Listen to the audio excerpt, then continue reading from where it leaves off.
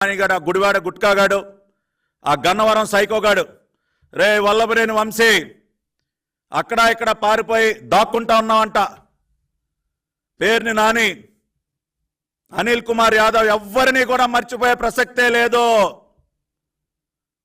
మీ అందరికీ నేను ఒకటి చెప్తా ఉన్నాను, అరే మీరు అంత భయపడబాకండి. ఇందాక చెప్పినట్టు అవినాష్, రే నాని మీ ఇళ్ల మీదకి రాము, మీ కుటుంబ సభ్యులకి జోలికి రాము, కానీ మీరు వాటి నుంచి ఒకటైతే అలవాటు చేసుకోవాలి.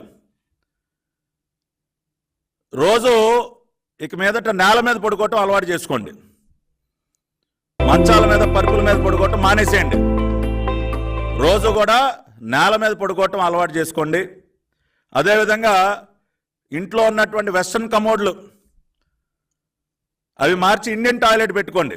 ఎందుకంటే అలవాటు చేసుకోవాలి, ఇండియన్ టాయిలెట్ అలవాటు చేసుకోవాలి.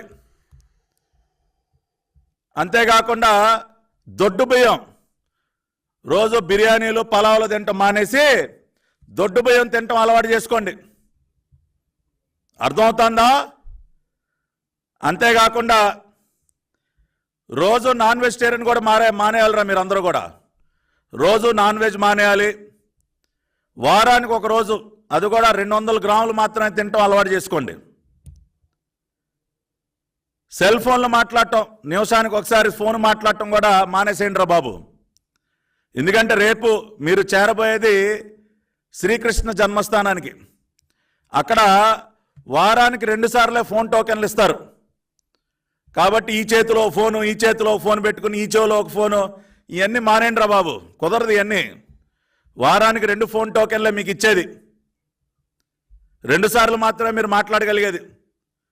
అంతేకాకుండా సాయంత్రం 6 గంటల తర్వాత ఏదో గదిలోకి వెళ్ళి మీకు మీరే తలుపేసేసుకోండి. ఎందుకంటే జైల్లో మీకు తెలుసు కదా, సాయంత్రం 6కి సెల్ లాకప్లో తాళం వేస్తే మళ్ళీ ఉదయం 6 గంటలకే మళ్ళీ తెరిసేది. కాబట్టి ఈ సైకో బ్యాచ్ మీరందరూ సాయంత్రం ఏదో గదిలోకి 6 అవగానే ఏదో గదిలోకి వెళ్ళి తాళం వేసుకుని ఉండటం అలవాటు చేసుకోండి. అంతేకాకుండా ఈ ఏసీలు గీసీలు ఇలాంటివన్నీ కూడా మొత్తం కట్ చేసుకోండి. కాబట్టి ఇవన్నీ అలవాటు చేసుకోండి. ఎందుకంటే అవసరం. అరే అవినాష్, ఇవన్నీ అవసరం నాన్న. నీలాగా ఇళ్ల మీద పడి నా ఇంటి మీదకి వచ్చావు, నా ఇల్లు మొత్తం ధ్వంసం చేశావు, నా బిడ్డని, నా 8 సంవత్సరాల బిడ్డని భయపెట్టావురే నువ్వు. కానీ నీలాగా అటువంటి సైకో పనులు నేను చేయను. నీలాగా అటువంటి సైకో లక్షణాలు నాకు లేవు.